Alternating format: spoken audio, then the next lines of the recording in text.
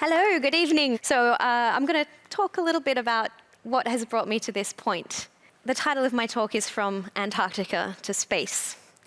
But there is a lot of stuff before that as well. So these are some pictures of what it looks like during the day in the middle of winter in Antarctica.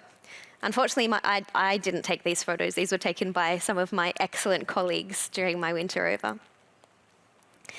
So just to give a bit of background on me, I made the mistake of putting my age up on the screen. But I was born in the UK. My family moved to Australia when I was 5 years old. Grew up in Wollongong. And then came to UNSW to do a Bachelor of Engineering in Industrial Chemistry and then a PhD. So I was kind of bribed to do a PhD by my supervisor. He gave me chocolate and the promise of overseas travel, and apparently that was enough to decide me to do a PhD. And after that, I was looking for some kind of postdoc international. I wanted some international experience.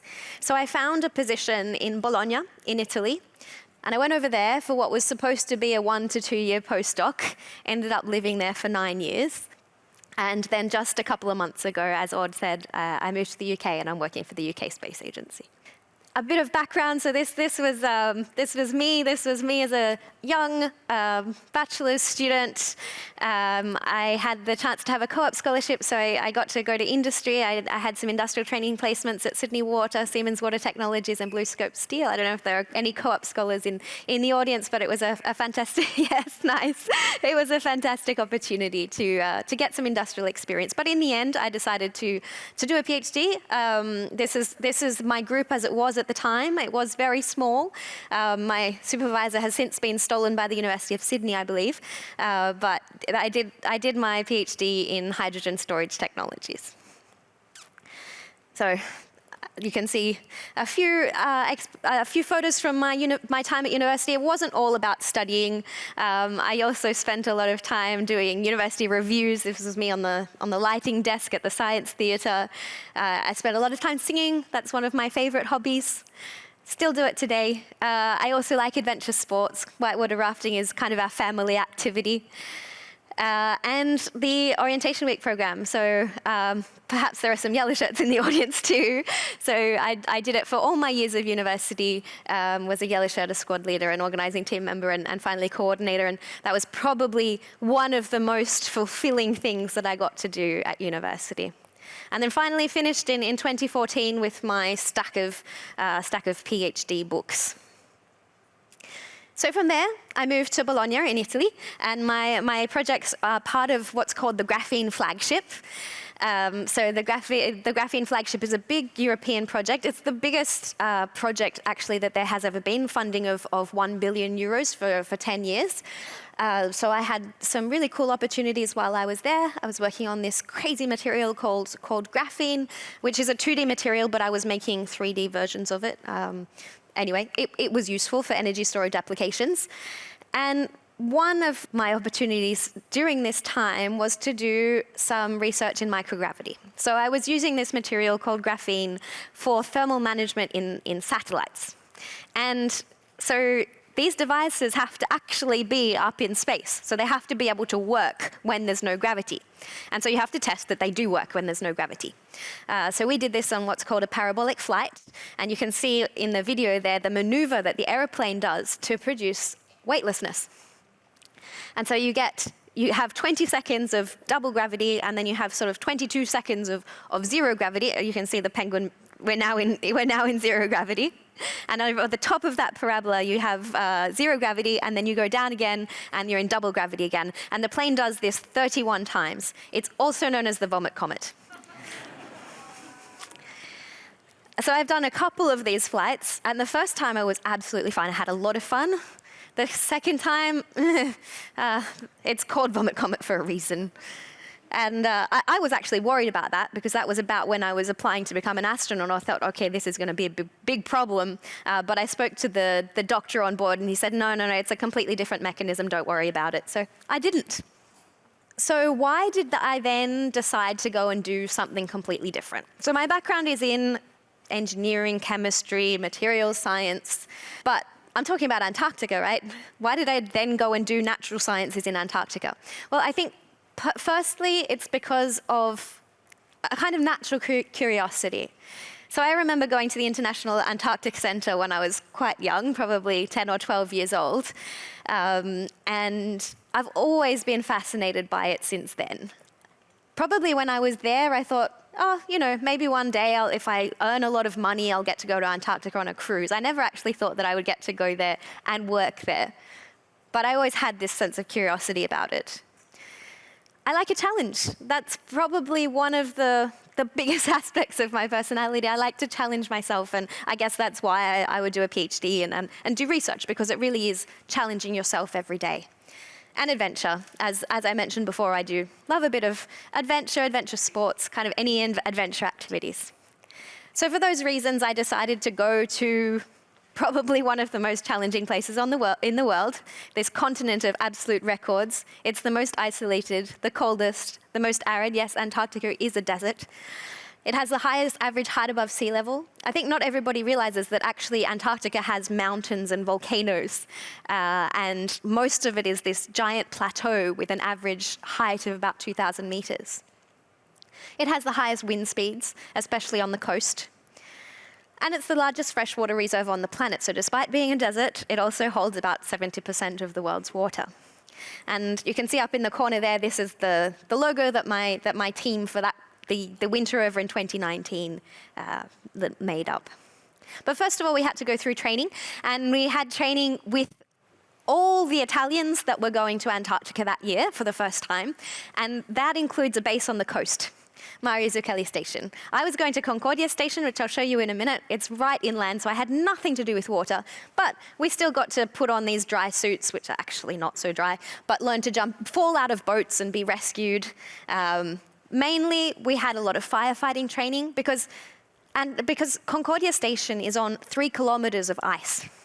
That means that you can't ground anything. So a lot of static electricity builds up, and that can easily spark a fire. So one of the biggest risks there is fire. So we did a lot of firefighting training. We got used to some kind of extreme conditions by camping for a week on the glacier of Mont Blanc. We only got to minus 10 degrees there, so it wasn't really showing what we were going to experience, but it was also a good team building experience. And this final photo is also of the last week of training we did just with the winter over crew, getting to know each other and making sure we would get along for the 9 months isolated with just 12 other people.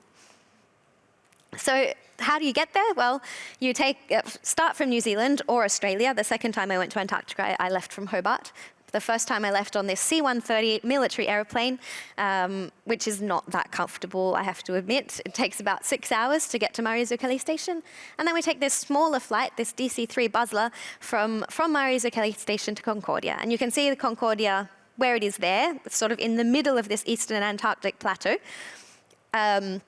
sort of in the middle of nowhere. It's 1,200 kilometers from the coast. The nearest base to it is Vostok, which is about 600 kilometers away. So it's very, very far from everything.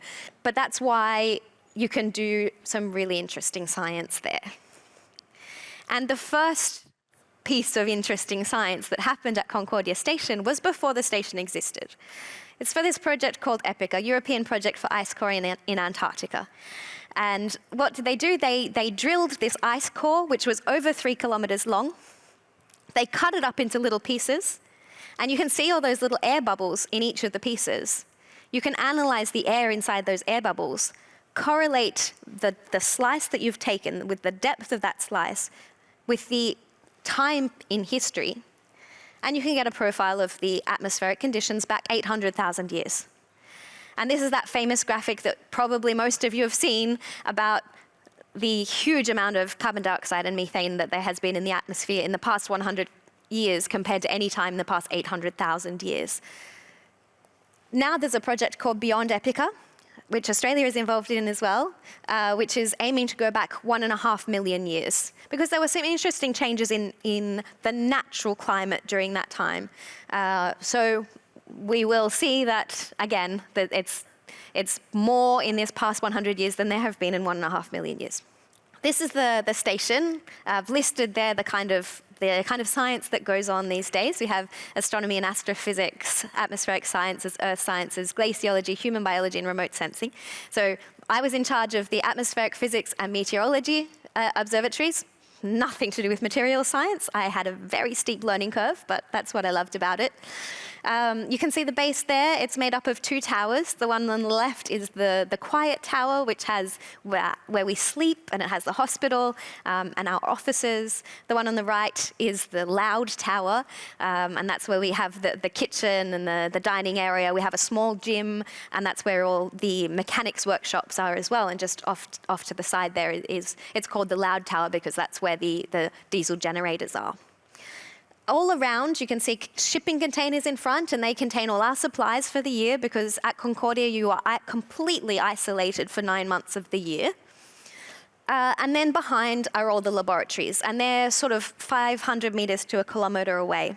And during the winter, you can't actually go anywhere with any kind of form of transport. You've only got your feet.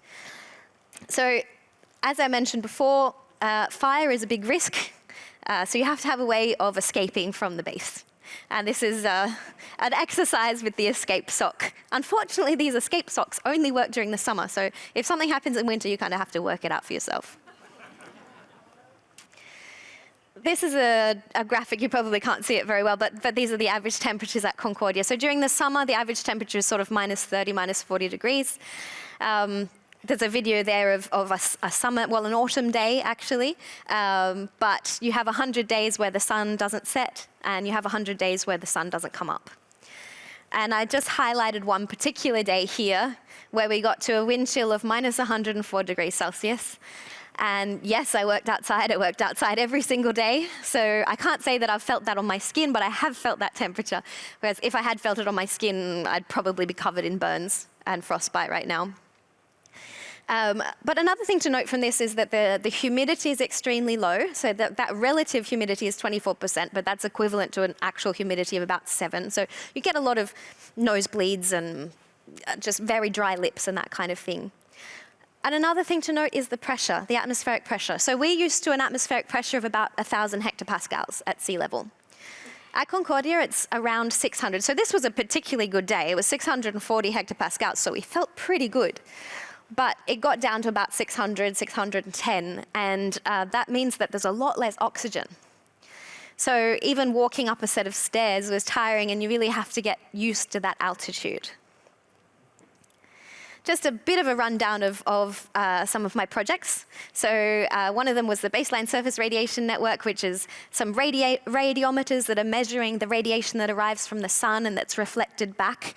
And this is to kind of give us a baseline for the rest of the world. It tells us about energy balances of the planet. It gives us regional climatic models, and they go into databases for all the world's climate modeling. But, I mean, what I was doing there was basically, I was a technician. So I was walking around with my paintbrush and my hairdryer and trying to remove any snow and ice that had built up on the instruments. I suppose it was a little bit more complicated than that, but that was the most important job. So one of these instruments was on this 45-meter high tower. And we had to go up and clean these instruments once per week. This is in the middle of the day in winter. And so you climb all the way up this tower and you clean the instruments. Once again, this is under hypoxic conditions, so you're pretty tired.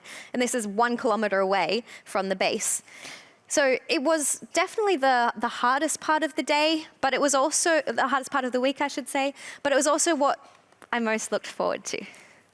Because having that sort of 20-minute walk to get to this, it's called the American Tower, was the best time to look at the stars. We would take off our headlamps and we would walk in the dark so we could let our eyes adjust. And just the amount of stars, the shooting stars, it really felt like you were inside it. And just to give you an idea, if it was a moonless day, you could actually see your shadow in the light of the Milky Way. It was a really incredible experience, and I think that's a lot of the reason why I later decided to apply to become an astronaut. Another one of my projects was the routine meteorological observations, and it's basically what it says, weather predictions. Again, climbing some towers, cleaning up the instruments, fixing things when they broke, or trying to deal with things when they broke because you couldn't get any spare parts in, and launching the weather balloon. So this was a task that was every day at a particular time, because this weather balloon is, well, not this particular weather balloon, but weather balloons are launched all around the world at the same hour of the day. So you can get an idea of what's happening in the atmosphere everywhere in the world, and you can do weather predictions, and that again goes into global climate modeling. Sometimes wrote messages on the balloon. This is an example of International Women's Day where I wrote, "Women in science, the sky is no limit." Another day, this was on my husband's birthday, so I wrote a message to him on the balloon. Usually at Concordia, it's not very windy because it's quite in the center and it's very high up. So actually the air collects there and it goes towards the coast, and as it goes towards the coast, it speeds up. So by the time it gets to the coast, it's extremely high wind speed. But occasionally we get a day like this, and you can see that the balloon is nearly carrying me away with it. But it went and I stayed on the ground, so it's all good. Another one of my projects was the stratospheric LiDAR. This is a very powerful laser that points towards specific clouds that only form during the Antarctic winter.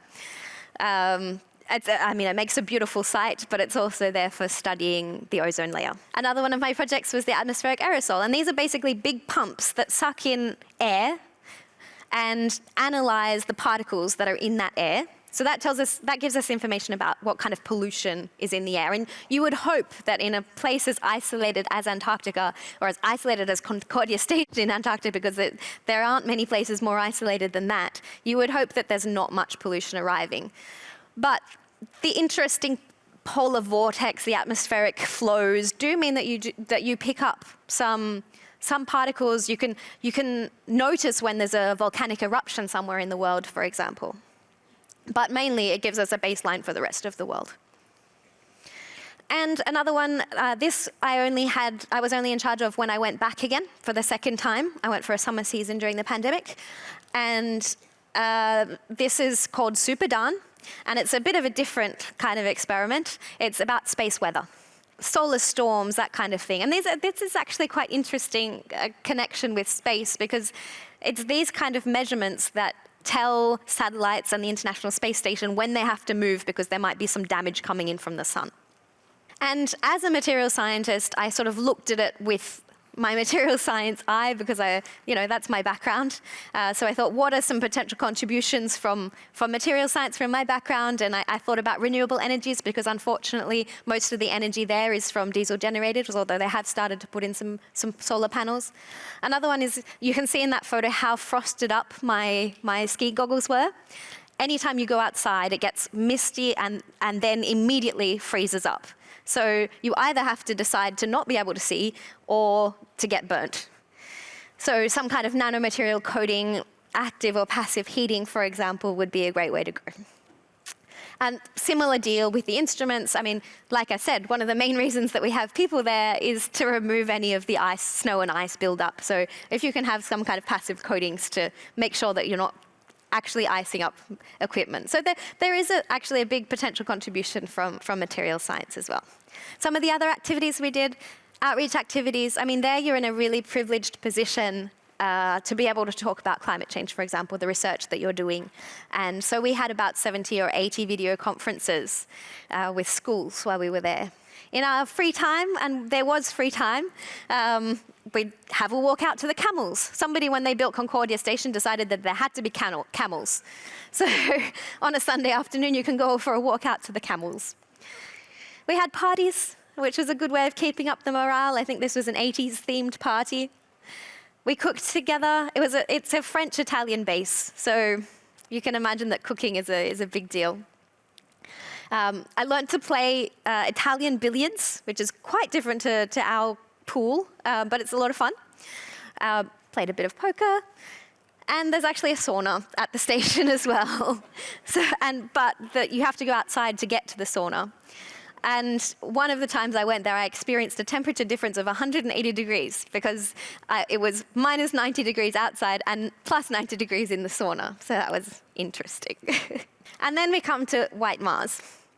So Concordia Station is also called White Mars because it's one of the most similar conditions we have on Earth to what a mission to Mars would be. That's because of the isolation, because of the high altitude, so the low oxygen levels, and the fact that you're with a small group, international group of people for a long time. So they took all sorts of samples from us. So the European Space Agency sends a research doctor down to do tests on all the participants of the winter rover. And one interesting one was one called SimSkill, where we learnt using a simulator to dock the Soyuz, this Russian module, on the International Space Station. So they taught us how to do this during the summer period, gave us all sorts of increasingly difficult exams, and then they tested us again every week or every month or every few months just to see how our cognition went during that time. Because if you can imagine, if you're going to Mars, on Earth you've learnt how to land on Mars. But then you spend 9 months getting there and you're having no practice at doing that. So this is kind of working out how the mind works during that time, what kind of training program it would be necessary to implement. So that led me to apply to become an astronaut because I'd learned a lot about ESA while I was there. I'd learned a lot about myself. As I said, it was a really steep learning curve, and there were a lot of things I just didn't think that I would be able to learn about. I mean, I hadn't had a lot of experience with electronics or programming. I did an engineering degree, but it was in industrial chemistry, so I didn't do a lot of that sort of thing. And I thought, oh no, that's not. That's not me. I don't know. But then I got there and I learned it really quickly, and I loved it. And I also loved running other people's experiments that they had put their life's work into, but they weren't able to go there and do themselves. And this is a lot like what the astronauts do on the International Space Station. So I decided to apply. This is the selections process. So as Aude said earlier, there were 22,500 people that applied, and they had to whittle that down to about sort of 1,400 people. At that point, it says psychological test series. This was the original media kit, but actually they tricked us. These were psychometric tests at this point. So they tested us on physics and maths, English, that one was okay, and logic and memory. There was a particularly difficult memory one where they read out a whole lot of numbers, and you didn't know how many numbers they were going to be. They just kept reading out numbers, and you had to memorize them and type them out backwards. And if you got the third number wrong, but you got all the rest of them right, then you only got 2 points because you got 2 of them right. So that was a particularly tough one. Then after that, they took about 400 people through to the psychological round, which were interviews with psychologists. We did group work to see how we would act in a team, our potential for leadership and followership. From there, they took about 100 people through to a medical selection, which was a whole week of medical tests. If you want to know what they are, well, you can ask me afterwards, but they were pretty much everything that you can imagine. And then there were a couple of interview rounds. The first one was a panel interview, and this was, for me, probably the toughest part of the whole process, because they asked questions about hypothetical situations on the International Space Station, but they also asked questions that we might get from journalists or questions that we might get from children. Really tough ones too. And any time that they saw that we were sitting in our comfort zone, this was something that we had studied and we can answer that, no, they didn't want to hear about that. They took you out of your comfort zone and took you on a different track. Then we had the final interview, which was with the Director General of the European Space Agency. And that was actually quite nice. It was just a chat. He just wanted to get to know us so that he could make the final decision. And so in November of last year, the astronaut class was announced. There are 17 of us, and there are 5 what's called career astronauts, because there are 5 flights available at the moment, and the rest of us are members of the reserve. So we're just waiting for our potential mission, which is quite possible because there is a big increase in the number of space missions and growth in the space sector, commercialization. And one other thing to note is that we also have the world's first para-astronaut, or astronaut with a disability, who's doing a feasibility study to see what needs to be different to take people with disabilities to space. What are the missions? Well, there's the International Space Station, which will be decommissioned after 2030. At that point, there'll be commercial space stations in orbit. There are the Artemis missions, going back to the moon and this time staying there. And there are Mars missions, which for the moment are robotic, but in the 2040s, the aim is to send humans to Mars. So I guess my message is that you should take these weird opportunities that come up because you don't know where they'll take you. I didn't think that I was going to get to work in Antarctica, but I did, and this led me to then applying to and succeeding in the astronaut selection process. So dream big.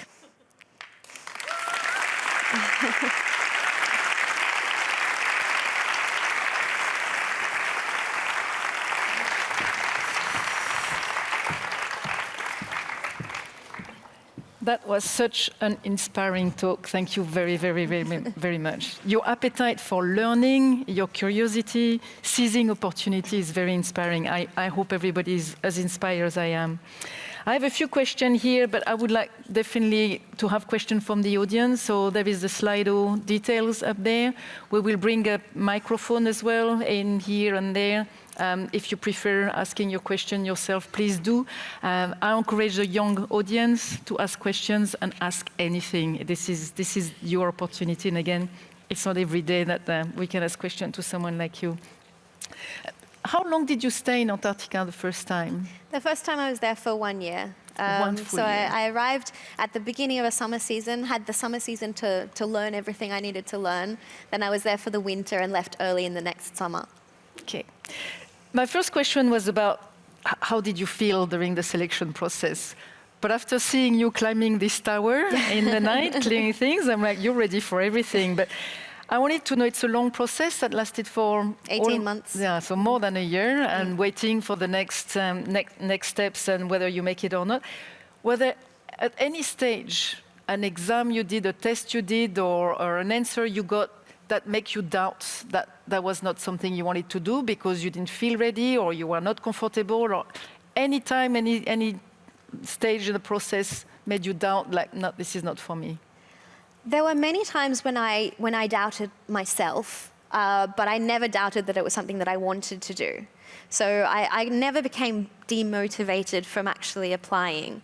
But the selection process was really, really long, and there was a lot of waiting. And as it turned out, I was sort of always the last one through. So my group was the very last group to do the second stage of the selections process, which meant that we were always the last ones, and that made me really worried. I thought, well, does this mean that I'm not good enough? I later found out that it had nothing to do with it. It was kind of a random distribution, but that was stressful, waiting all that time. And you didn't feel that, in the past, astronauts or cosmonauts were from military background, or you never felt that you didn't have the right profile to do that? Do you think things are changing now and the opportunity is easier? I wondered, and if you wanted to be an Apollo astronaut back in the day, you absolutely had to be a military pilot. There was no other way. Until a bit later when they started to recruit scientists. But it really has changed, and I think, I haven't done the numbers exactly, but I think probably about a third of our class are pilots and the rest of us are from science, engineering, medicine sort of backgrounds. So I knew that there was this change, because these days the shuttles fly themselves. So pilots are always going to be required, but they also really, really need scientists, people who can run experiments, who can adapt when things go wrong, fix things when they go wrong, problem solve. Excellent. I want to know a bit more about your current role. So you are the UK Space Agency lead for commercialization of space exploration. Can you tell us a bit more about that? And can you explain as well, where do you think government has to fund science exploration, space exploration, and when private industry do that? Can you explain us a bit the nuance there? Yeah, it's a really interesting question. So my role at the UK Space Agency is partly doing outreach activities trying to inspire the next generation, but mostly it's this exploration commercialization. And my first big question is, what's going to happen? How do we continue to do science and research in low Earth orbit when the International Space Station is decommissioned in the 2030s? So what is that future going to look like? What is the role of governmental astronauts versus astronauts from companies? and just trying to understand what that's going to look like, how we should frame things so that businesses get a good chance. And I guess in terms of the question about government versus private, I think government is absolutely always going to have a role in space exploration, especially as you go further out. If we're talking about Moon and Mars, I think the government is absolutely always going to have a huge role in that. Also, I mean, in low Earth orbit, I think in the future there are going to be fully commercial opportunities. So there's going to be factories that are orbiting the Earth that are manufacturing materials, manufacturing fiber optics, manufacturing pharmaceuticals. And I think that is something that can be commercialized. But I think most of what we're going to see are public-private partnerships. So I think the government is always going to have an extremely strong and the strongest role in space exploration. Thank you. I need to ask, because it's National Science Week, so I need to ask, what is science for you, and especially space science? How would you define that? Yeah, I think space science, like any kind of science, is getting increasingly interdisciplinary. So I think there's kind of this tradition of space science being astronomy, looking out to discover what's out there in the universe and to understand the universe. But I think these days there are a whole lot of other things that come into it. I mean, when you think of Mars exploration, there's all the geology of that side of things. But then coming back to low Earth orbit, there's also technological developments. There's drug discovery. There's pharmaceuticals. There's the study of the human body. I mean, you can really think of any science and apply it to space in some way. So I think the definition of space science has broadened hugely over the past 10, 20 years. Well, since we've had the ISS, so 20 years. Thanks. There is one question here that I like.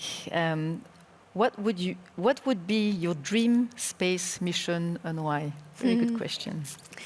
Well, that's a tough one. I think I would absolutely love to go to the International Space Station because I have learned so much about it over these past few years and so much about the interesting science that happens there. And I think, like many people beforehand, I didn't know how fundamental what happens in space is to what happens on Earth and these benefits that we bring back to Earth. So I would be fascinated to see what happens on the ISS. But who doesn't dream of the moon? Oh, so ISS and the moon. Yeah, I mean, one day Mars, why not?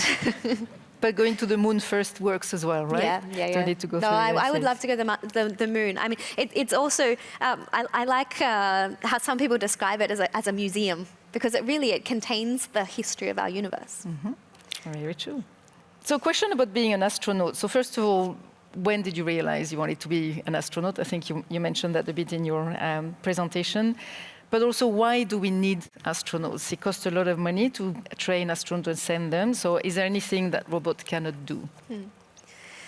Yeah, so in terms of when I decided to become an astronaut, I always thought it was sort of the coolest job in the world, and I loved going to space museums. I had the opportunity to go to the Kennedy Space Center and the Smithsonian Air and Space Museum, and of course the Powerhouse Museum here in Sydney when I was young. And a bit like the Antarctic Center, I was always fascinated by it. But when I was a kid, there was no Australian Space Agency. It's only been there for 5 years. So I didn't necessarily think that could be a career for me. So it really only crystallized for me when I was in Antarctica and when I learned a lot more about the European Space Agency, learned a lot more about myself. And so that's really when I decided, yes. And it's when I first heard the rumors of there being a selection process for the first time, because the first time since 2008. So the last selections process was in 2008, and then it took 13 years for the next one to come up. Now, the question about, do we need astronauts? Well, I mean, it's a really important question to ask, because like you say, it costs a lot of money to train and send astronauts to space. And robots can do a lot. I mean, there's a huge amount of science that's going on the moon and on Mars with robots. But I think there's a certain amount of creativity and adaptation that a human has. That means that we can do a different sort of research, and we can do it a lot more quickly. we can troubleshoot when things go wrong. So for example, when a rock got caught in one of the Mars rover's sampling equipment last year, it took a month to get rid of the rock, and so during that time it couldn't do anything else. But I think the main thing is just that extra creativity and adaptability of a human, because these robots do have a lot of sensors. They can pick up a lot of things, but they can only do what they were designed to do, and often they were designed to do something years before in their development. And so I think the adaptability of the human is very, very important, and I think the future is a synergy between humans and robots in space exploration. So we need both. We need both. There's a lot of questions here, and please, if you want to prepare to ask questions yourself, welcome to find the microphone and ask them. There's a lot of questions about what do you need to study to become an astronaut, and is that the only path to study engineering to be an astronaut? That's a good question. So at the moment, so for the selection process that I did, the minimum requirement was that you have a master's degree in science, engineering, medicine, or a test pilot license. I think this is going to change in the future, and I think the Japanese Space Agency, for example, is already accepting applications from people also with an arts degree, because it's, like I said, it's becoming increasingly interdisciplinary. But for now, that was the requirement. Another interesting one. When you go through all these selection tests and process, surely you get anxious and your stress level are getting up. Do you have any trick, any advice for people to manage this stress and this anxiety? Or maybe you didn't go through any anxiety or any stress? No, I definitely did. It was definitely very anxious, just this whole waiting. I don't know if I have any kind of trick that makes it go away. But I would just kind of focus on the next step. I had a little study group, actually.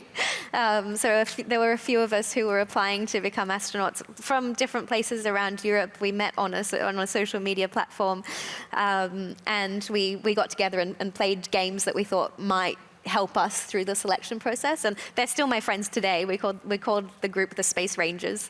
Unfortunately, none of them got through, but we're still friends, and they were a huge support for me during the whole process.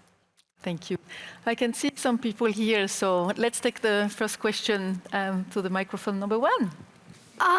So how high did that laser go? Yeah, so that goes up into the stratosphere, which is it goes up about 60 kilometers, that laser. So very, very high. Wow. And then it bounces back. So the light bounces back off of the particles that are in the clouds, and you collect that, and then you can analyze it and see what the profile is, what's happening up in the stratosphere. Ah, got it. Thank you. Thank you. You're welcome. Yeah, we can go to the next one. There is a lovely queue there, so looking forward to hear all the questions there. Off you go. Do you have any advice for a kid who wants to become an astronaut when they grow up? My advice is to find what you love to do, because you first have to be at a good position in whatever you're doing with your life. You have to be at the top of your career before you can actually become an astronaut. And the best way to do that is to do something that you love. If you want to have that in space, that's fantastic, but it doesn't necessarily have to be. So do something you love. Look out for interesting opportunities, like this crazy opportunity I had to go to Antarctica, and just grab them when they come. Okay, thanks. I have to say, I really agree with you. Sorry, just a quick thing. I get that question a lot as well, and I think the hardest thing is to find what makes you tick. Yeah. Once you know that, the rest is just fight for it and go for it and never take no for an answer. And that's the hardest thing. What is making you tick and passionate you? Yeah, and then of course, if you're doing something you love already, then becoming an astronaut is a bonus. Shall we go to the next question of the audience? What is the hardest challenge you will face as an astronaut, and what is the biggest responsibility as an astronaut? Well, that's a tough one. That was the next one. Yeah, very good question. Yeah. One of the tough things is being adaptable. So I think missions happen, but things change, and you might have to wait for a very long time I might have to wait for a very long time for my chance to go to space. And so it's a bit like I thought the selection process was over, but it's not, because I'm waiting for my chance to go to space. So that's difficult for me now. But I think one of the most challenging things that astronauts do is extravehicular activities, spacewalks. So that's really very physically and mentally challenging, and that's something that I would absolutely love to do. And the second part of your question? What is the biggest responsibility as an astronaut? There are many responsibilities, but I think taking care of your crewmates is a really big one. Making sure that everybody is on the same page, everybody is going well, there are no problems between the team. Thank you. I have a quick one here. Lots of questions about the environmental impact of space travel and spaceports and rockets. What's your take on this? That's an important question, and it's definitely something that space agencies all around the world are trying to address. I think, for example, one possible way of propelling a rocket is with hydrogen or oxygen. And if you produce that hydrogen in a sustainable way, then you're already improving a lot the emissions that you're having from a launch. That, of course, doesn't account for all the upstream processes for building the rockets, etc., and it's definitely something that we have to continue to improve and address. Thank you for that. And if I can make a remark there, at the Space Agency, we are looking into space sustainability very seriously. So looking at the life cycle of any mission, from design to disposal, and making sure that we do that in a sustainable manner. An example, when we are looking at all the missions that are going to be on the moon, when we land a lander, and then you think, well, it's going to be a piece of rubbish, now it's landing. We're trying to see how this lander can be part of Wi-Fi architecture or something. So we're looking into all this, but you're absolutely right. It's an end-to-end process. Let's go to the next question in the audience, if there is any. I can see a queue there. Some over here as well. Oh yeah, let's go there. Sorry, let's take one there. I always forget to turn my head. So let's go there. Are you afraid to go to space, and when are you going to space? As for when, I don't know. There are no guarantees because I'm a member of the reserve. But things are looking pretty good. It might be in the next couple of years. As for being afraid, no, I don't feel afraid. I just feel excited. I know, I think one of the things is that you have to accept that there's a level of risk, of course. But there has been so much work and development gone into to the development of this equipment, basically, and so much training that you do beforehand that you're completely ready for that kind of event. And any astronauts that have been to space that I've spoken to said that they don't really have time to be afraid because they're just focused on their task. So you were never afraid when you spent 18 months in Antarctica? No, I was not afraid. I had a few moments. There was one time when I was out with a colleague heading to one of the labs, and a whiteout came up. So, I mean, it was already dark, but you could always see the sort of lights from the base, and you could see the pickets which are leading you to the laboratories. But at one point, the whiteout came up, so we couldn't see anything, and we kind of lost our way. Couldn't see the pickets that would take us to the lab.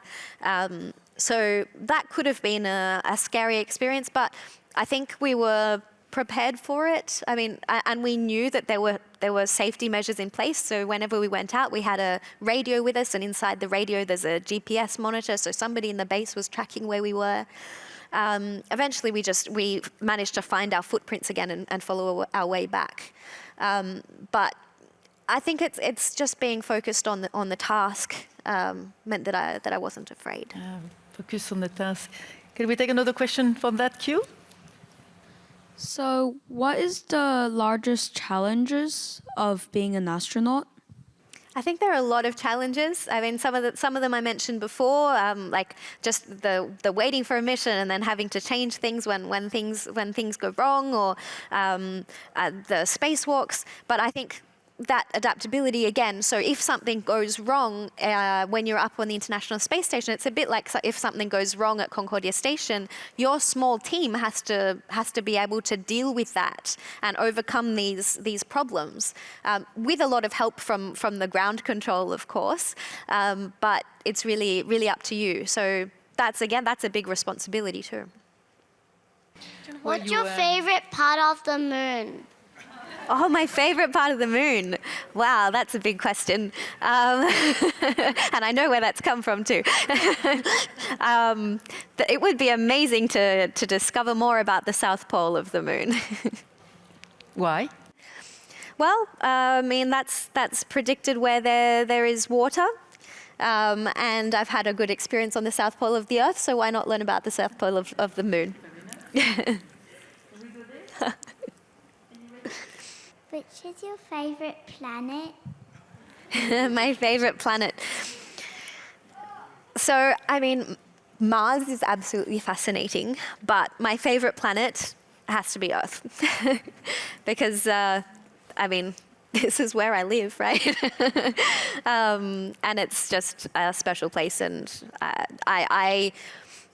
I'm looking forward to, if I have the opportunity, to see Earth from space and get that overview effect that people talk about, just that feeling of seeing how boundaries don't really exist and how we need to protect our planet.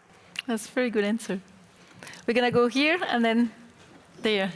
So over to you. I'm wanting to study astrophysics at university, and I was wondering, when you were at university, how did you manage studying such difficult science whilst doing a job? Because I kind of want to do a job in that area already, but I won't be able to till I have the degree. So I'm wondering what you would recommend. Like, how could I work in an area that's still of that interest? Yeah, interesting question. So when I was studying, I just had a casual job. But I did also do a lot of extracurricular activities, so reviews and volunteering and things like that. And I think that was what I did to make myself a more well-rounded person.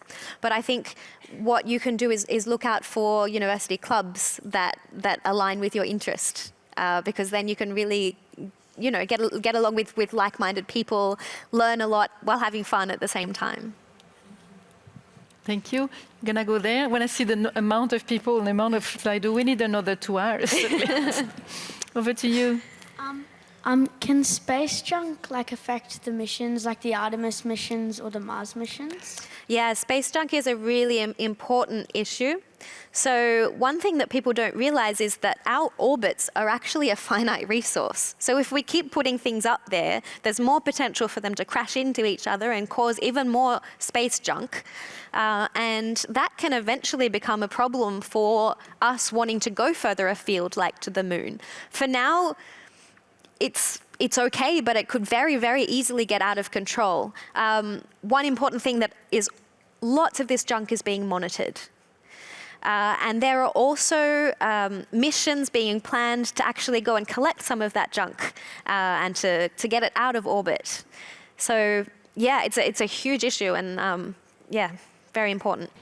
It's a very, very good question, because the first subject space agencies are talking about when they meet is this space junk issue. And as you said, we have the air traffic control with the planes, and now we are establishing a space traffic control to make sure that we monitor very closely all this. It's a problem now that we need to address very, very carefully. So very, very good question. Take another question here, and then we go that side. You ready? Yes. Go for it.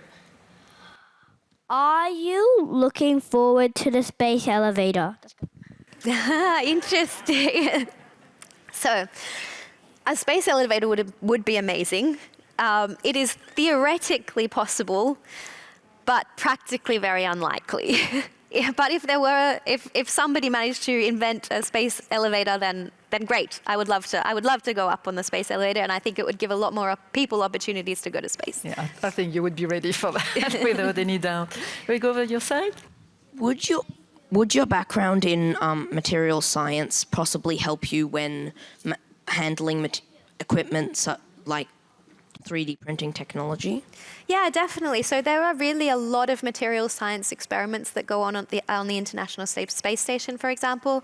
And there's important stuff happening in materials science when you think about the moon as well, the use of resources that are available on the moon, potentially 3D printing with regolith, so the moon dust.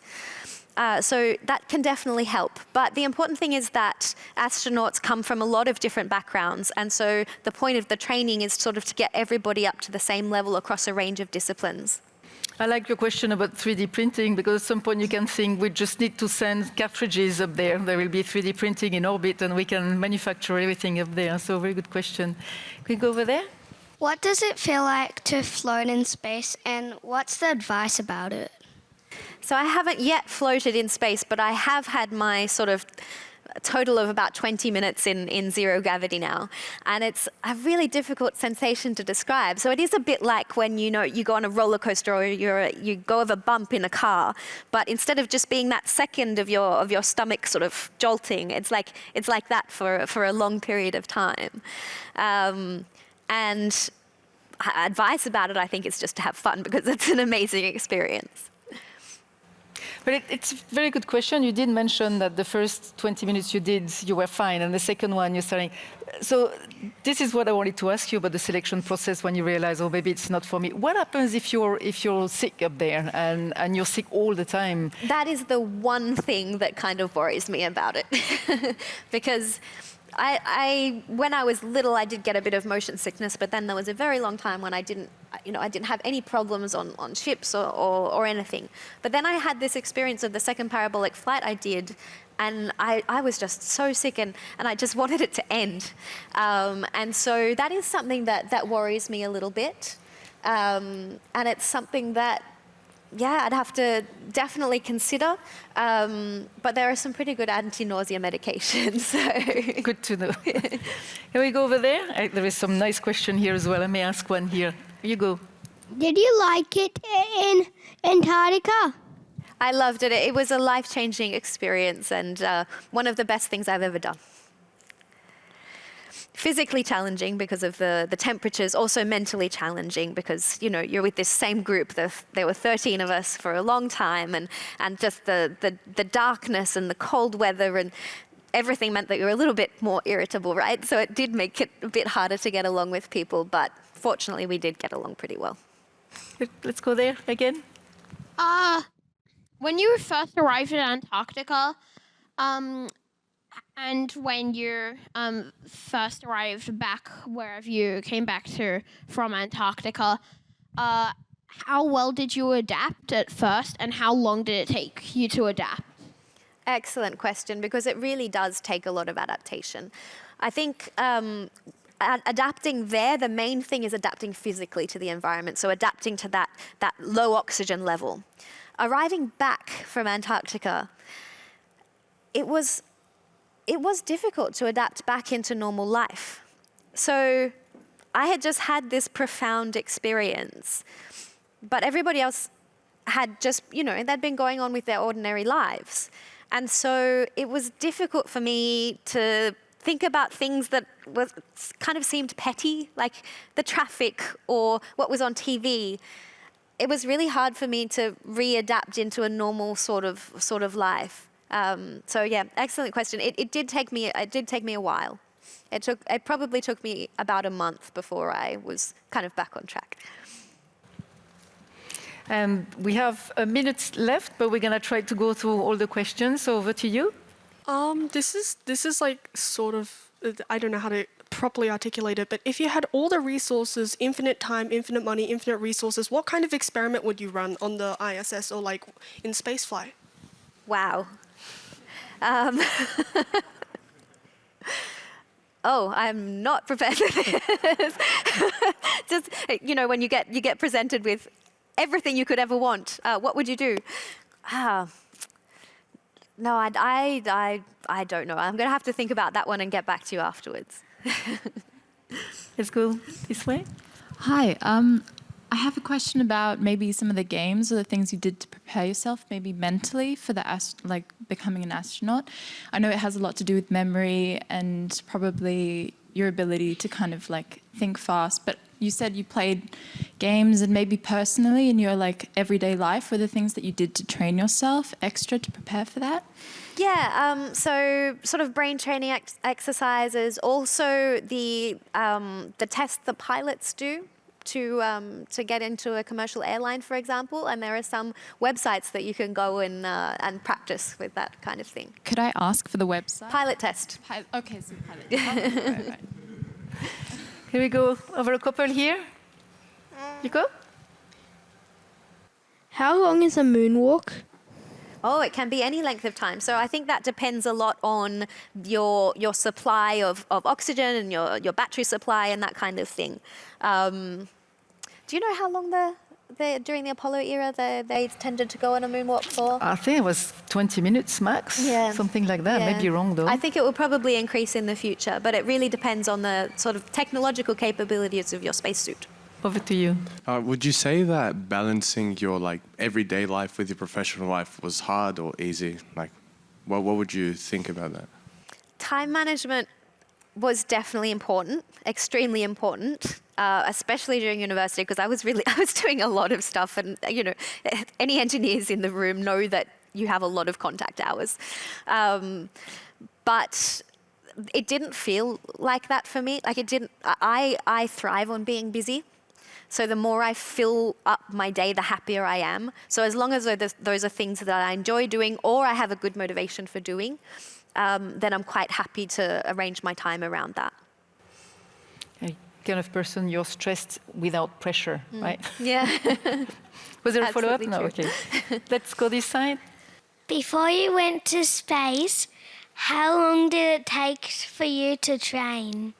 So I haven't been to space yet, and the amount of time the training takes depends on the mission, but usually basic training is around about a year, and then there's specialized training from then on, which takes longer, so you learn about the particular experiments that you might need to run, the particular equipment you need to work with, and that can take another 2 or 3 years. Let's go to the last one there. What was the vomit comet like? As it sounds. No, it was amazing. It was a lot of fun. So, I mean, I was there to do research. So most of the time I was sitting with my experiment pressing buttons. But there were 3 of us pressing buttons on our particular experiment. So that meant that on each parabola we could, somebody could go out and have some fun. And one particularly fun part on the first flight I did was that I went to the free floating zone, and the guy who was running the parabolic flight said, "Close your eyes." And he spun me around, and then he stopped me. He put me down somewhere, and he said, "Where do you think you are?" I'm like, "Well, I feel like I'm sitting on the ground. I'm on the ground, right?" He said, "Open your eyes," and he had sat me on the ceiling. So you completely lose any sort of sense of direction. I think we can go quickly through the 5 questions there, and then we will wrap it up. So over to you. Is space infinite? And if it is, what planet would you go to and what would you name it? Oh, wow. So there is a measurable amount of space in the measurable universe, but we don't know exactly whether space itself is infinite. And I think better to ask an astrophysicist that one, because it's not my forte. What would I name a planet? Is this just going for, Matilda?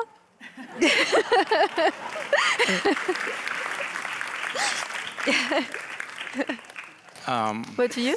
Yeah, hi. Do you think human race can colonize Mars, Moon, and the other planets? And more importantly, why should we do it? I think the human race will be able to do it. I think right now we don't necessarily have all the technologies required to do it. Should we do it? I think that if we do it sustainably, why not? Yeah, there was a few questions about space ethics there, so I think you're touching on that. Over to you. Why did you want to become an astronaut, and what do you love about being an astronaut? Oh, so many reasons. I think just my need for adventure, my need to challenge myself, my curiosity about the world, and the science, and just I think it's this curiosity. I want to know what it's like, and it's such a unique position, and I just want to learn everything I can about it. And what do I love about being an astronaut? Well, I love the opportunity to speak to people like yourself, to try and inspire the next generation to study science and to go into the space industry. Thank you. Next one, and I think we have 2 more, and then we will have to wrap up. Go ahead. What kind of time do you use in space? Because there are different times in different countries on Earth. Yeah, great question. So I think it depends who's kind of running it, but I think that the International Space Station runs on universal UTC. So basically, they just choose a particular time, and that's what they use. And all the different ground control people have to use that time frame. It's a very good question, because on the moon a lunar day is 12 days here. So yeah, it's a very good question. Every planet will have to have their own system eventually. It's a very good question. Do we have any more questions there? Yeah, 2 more. Let's go. If you had to pick a planet, and you couldn't go back to Earth, which planet would you pick? Oh my goodness! Like if I couldn't go back to Earth.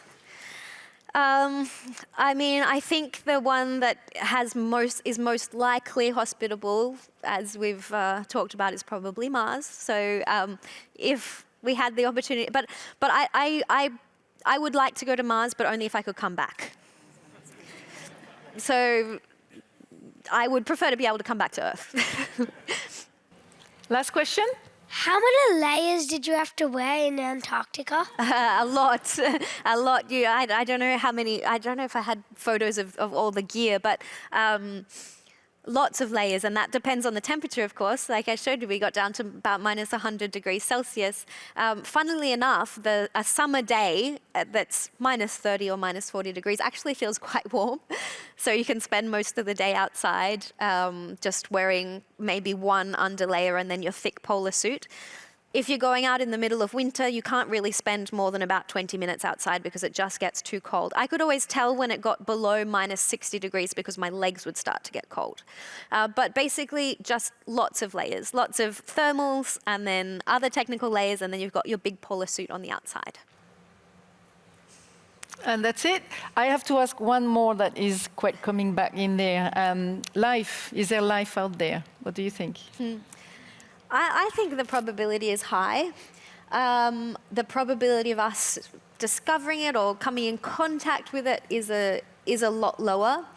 I think, but it's hard to imagine a universe so vast without having some form of life somewhere else. I agree with you.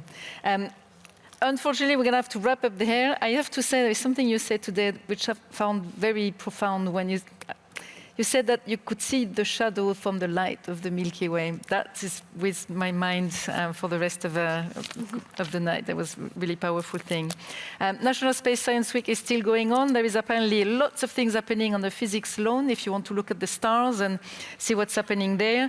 The University of New South Wales Centre of Ideas is running more events, so look at their newsletter and see what's happening there. But Meganne, thank you very much for your time. I know you're here for a short amount of time. I know you're very busy.